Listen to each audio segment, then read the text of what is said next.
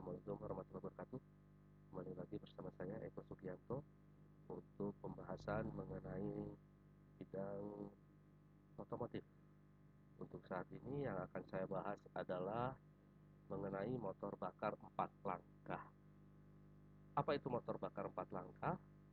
Motor bakar 4 langkah adalah motor pembakaran dalam yang menghasilkan satu kali tenaga dalam 4 langkah piston. Satu siklus 4 langkah piston dilakukan dalam 2 kali putaran poros engkol. Sehingga dalam 2 kali putaran poros engkol itu terjadi 4 langkah. Sehingga daya yang dihasilkan itu tidak terlalu besar, tapi dia menghasilkan daya yang jauh lebih bersih dibandingkan dengan siklus motor bakar 2 langkah. Itu perbedaannya antara motor 4 langkah dengan motor bakar 2 langkah, di mana motor bakar 4 langkah menghasilkan daya dalam menghasilkan satu tenaga dalam 4 langkah piston, sedangkan pada motor 2 langkah menghasilkan daya pada satu langkah piston setiap satu putaran poros engkol. Secara teori motor 2 langkah akan memiliki daya yang lebih besar dibandingkan motor 4 langkah.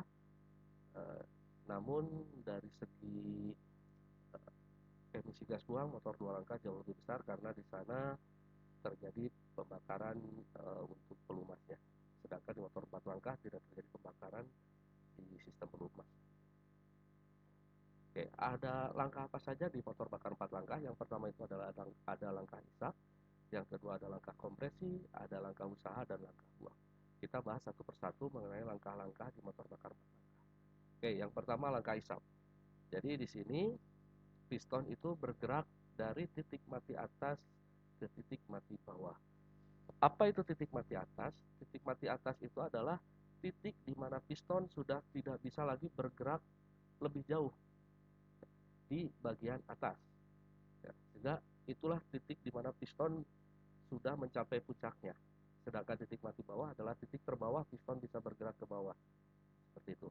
Kemudian kondisi yang kedua di langkah isap adalah katup isap terbuka sedangkan katup buang tertutup. Ya, di sini bisa dilihat katup isapnya terbuka, katup buangnya tertutup. Yang ketiga, campuran bahan bakar dan udara masuk ke dalam silinder. Kenapa bisa masuk?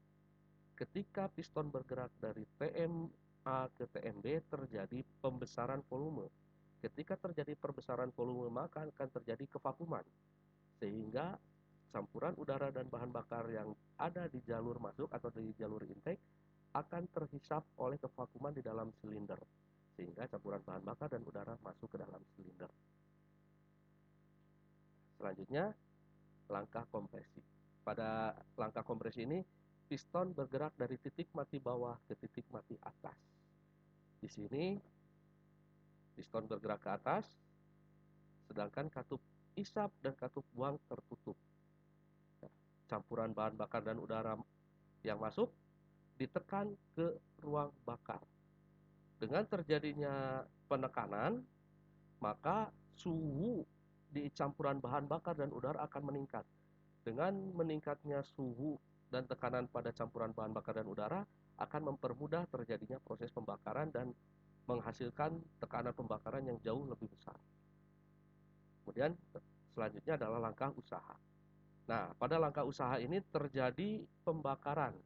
Di sini ya terjadi pembakaran pada campuran bahan bakar dan udara.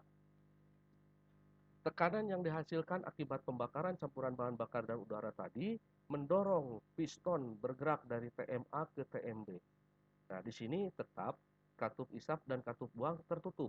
Karena kalau katup isap atau katup buangnya ada yang terbuka, maka tekanan di ruang bakar akan keluar. Nah, di sini karena masih tertutup, tekanan yang cukup besar terjadi di ruang bakar. Tekanan tersebut akan mendorong piston bergerak dari TMA ke TMB. Seperti itu. Dan yang terakhir adalah langkah buang. Nah, di sini dalam langkah buang, katup buang dalam kondisi terbuka. Ketika piston bergerak dari TMB ke TMA, ya, akan terjadi pembuangan gas hasil pembakaran. Jadi gas hasil pembakaran yang tadi mendorong piston dari TMB ke TMA harus segera dikeluarkan. Nah, melalui langkah buang ini, piston bergerak ke atas untuk mendorong, memberikan tekanan kepada gas buang agar gas buang ikut terbuang ke knalpot seperti itu. Demikian mengenai motor bakar 4 langkah. Terima kasih atas perhatiannya. Wabillahi taufiq wal hidayah. Assalamualaikum warahmatullahi wabarakatuh.